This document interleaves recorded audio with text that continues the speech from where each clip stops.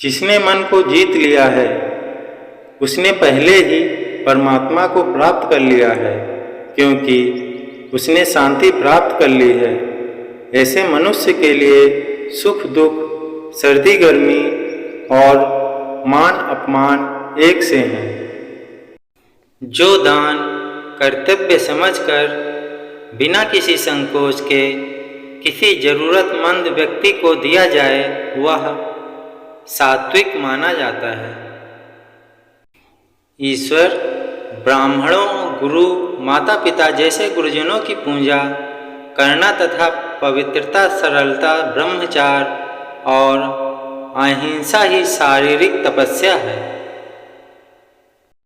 जो मुझे सब जगह देखता है और सब कुछ मुझ में देखता है, उसके लिए ना तो मैं कभी अदृश्य होता हूँ और ना वह मेरे लिए अदृश्य होता है।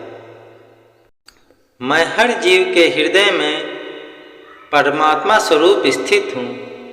जैसे ही कोई किसी देवता की पूजा करने की इच्छा करता है, मैं उसकी श्रद्धा को स्थिर करता हूँ, जिससे वह उसी विशेष देवता की भक्ति कर सके। जो महापुरुष मन की सब इच्छाओं को त्याग देता है और अपने आप में ही प्रसन्न रहता है, उसको निश्चल बुद्धि कहते हैं।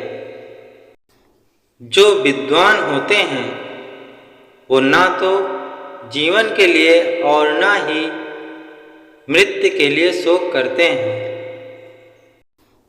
हे अर्जुन, जो पुरुष सुख तथा दुख में विचलित नहीं होता और इन दोनों में समभाव रहता है, वह निश्चित रूप से मुक्ति के योग्य है। जिस प्रकार मनुष्य पुराने कपड़ों को त्याग कर नए कपड़े धारण करता है, उसी प्रकार आत्मा पुराने तथा व्यर्थ के शरीरों को त्याग कर नया भौतिक शरीर धारण करता है। जो कर्म को फल के लिए करता है, वास्तव में ना उसे फल मिलता है, ना ही वो कर्म है।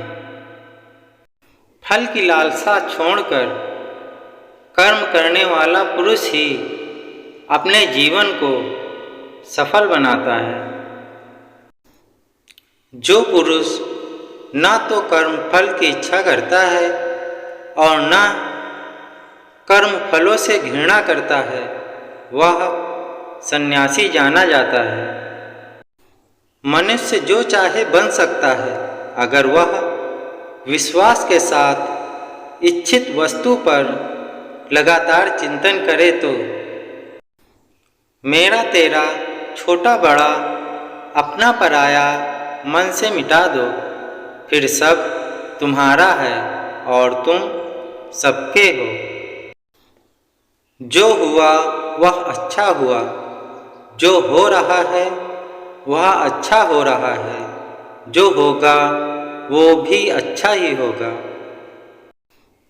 जिसने मन को जीत लिया है उसके लिए मन सबसे अच्छा मित्र है, लेकिन जो ऐसा नहीं कर पाया उसके लिए मन सबसे बड़ा दुश्मन बना रहेगा।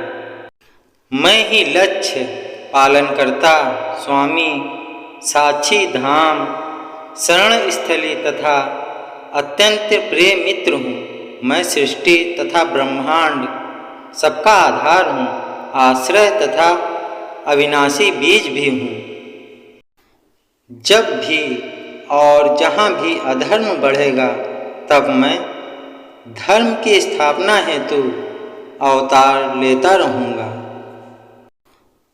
भक्तों का उद्धार करने, दुष्टों का विनाश करने तथा धर्म की फिर से स्थापना करने के लिए मैं हर युग में प्रकट होता हूँ। जो लोग निरंतर भाव से मेरी पूजा करते हैं, उनकी जो आवश्यकताएं होती हैं उन्हें मैं पूरा करता हूँ, और जो कुछ उनके पास है उसकी रक्षा करता हूँ। हे अर्जुन, जो मेरे आविर्भाव के सत्य को समझ लेता है वह इस शरीर को छोड़ने पर इस भौतिक संसार में पुनर्जन्म नहीं लेता, अपितु मेरे धाम को प्राप्त होता है।